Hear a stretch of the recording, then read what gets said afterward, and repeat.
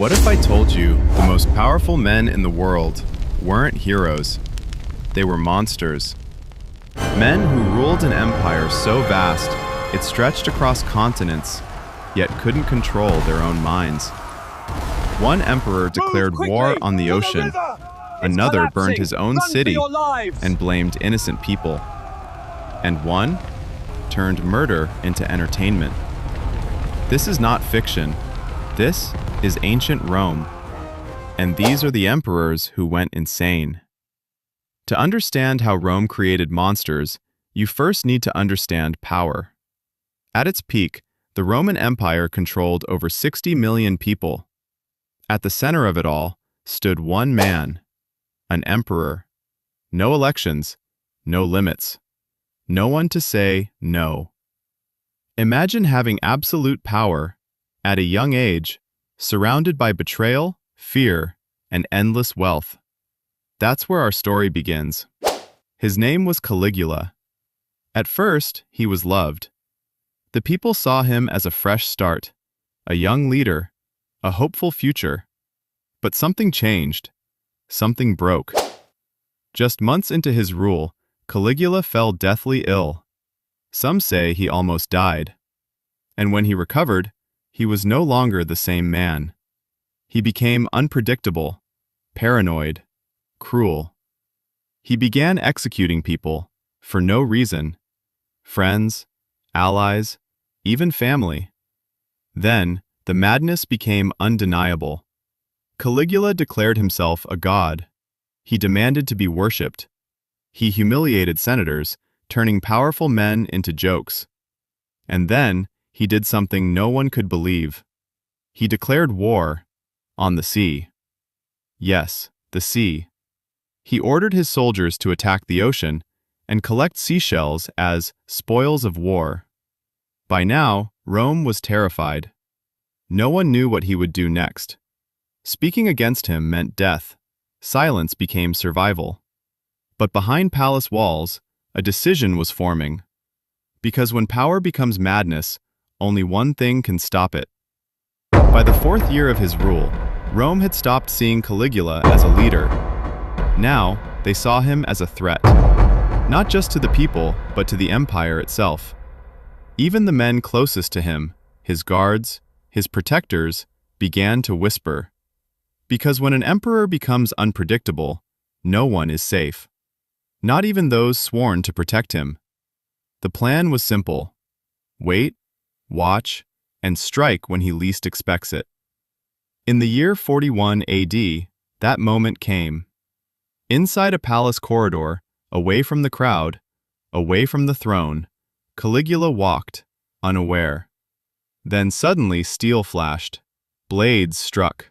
Over and over again. The most powerful man in Rome fell to the ground. Not in battle, not as a hero, but alone. When the news spread, Rome didn't mourn. They exhaled. Relief replaced fear. But something had changed forever. Because Caligula wasn't just a madman, he was a warning. A glimpse into what happens when absolute power meets a broken mind. And he wouldn't be the last. Because soon, Rome would crown another emperor. One even more dangerous.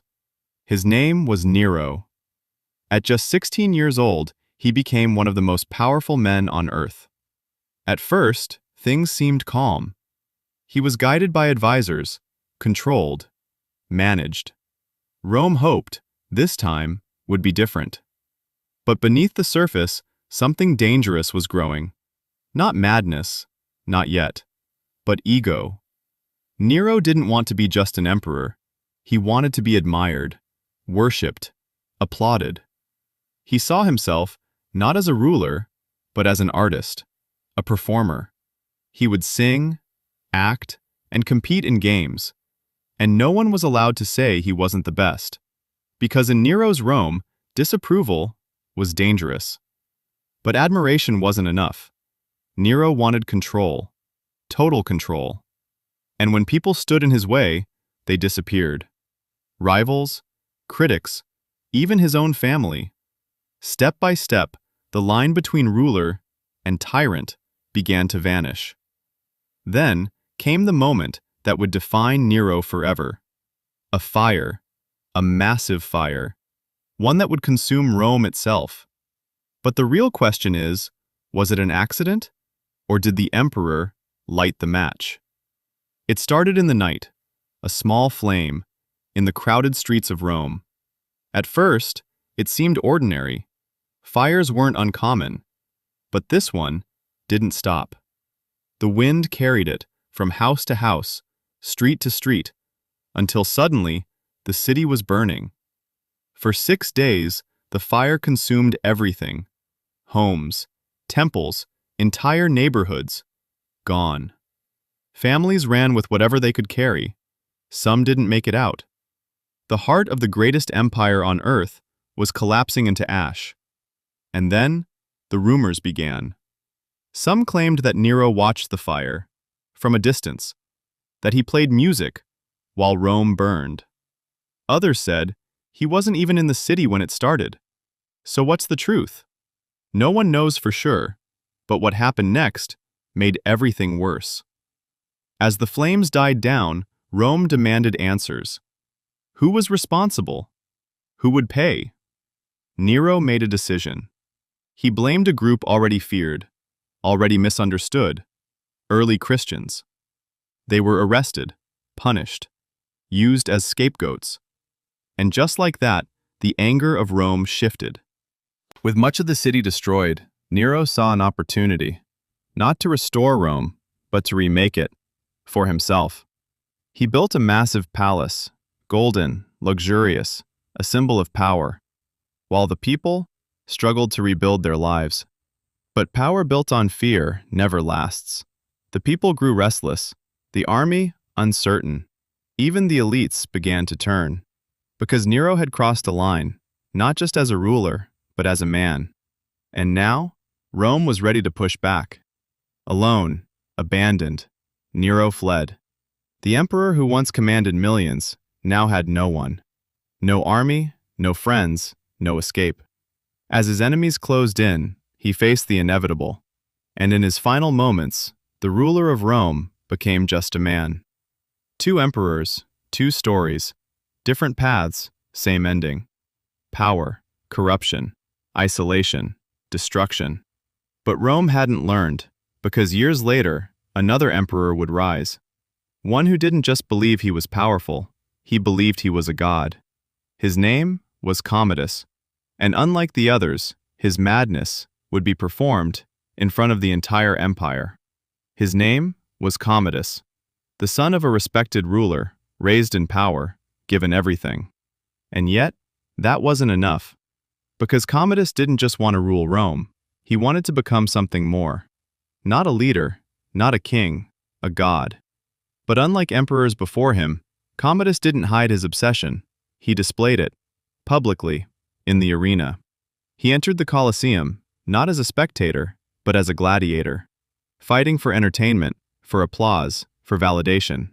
But these weren't real fights, not really. His opponents were chosen carefully, weakened, defenseless. Because this wasn't about courage, it was about control. Every victory was scripted, every cheer forced. Rome wasn't watching a warrior, they were watching a performance. And then, the line between reality and illusion disappeared. Commodus began to believe his own performance. He claimed to be Hercules reborn, a living god among mortals. He renamed Rome, renamed the months. Even statues were reshaped in his image.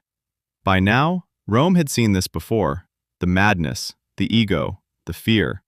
But this time, it felt different. Because Commodus didn't just rule through fear, he ruled through illusion.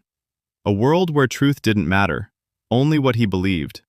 And just like before, whispers returned. Behind closed doors, in silent corridors, a decision formed. Because Rome had learned one thing: mad emperors do not stop. They must be stopped. But this time, there would be no public spectacle, no dramatic fall, just silence. In the darkness, away from the arena, away from the crowd, the emperor met his end. Not as a god, not as a warrior, but as a man who believed his own illusion. 3 emperors, 3 stories, Different lives, same pattern. Caligula, Nero, Commodus. They weren't born monsters, they became them. Through power without limits, through fear without consequences, through a world where no one could say no. Because history doesn't just tell us what happened, it warns us. Power doesn't corrupt everyone, but absolute power, with no limits, can destroy anyone, even the rulers of Rome.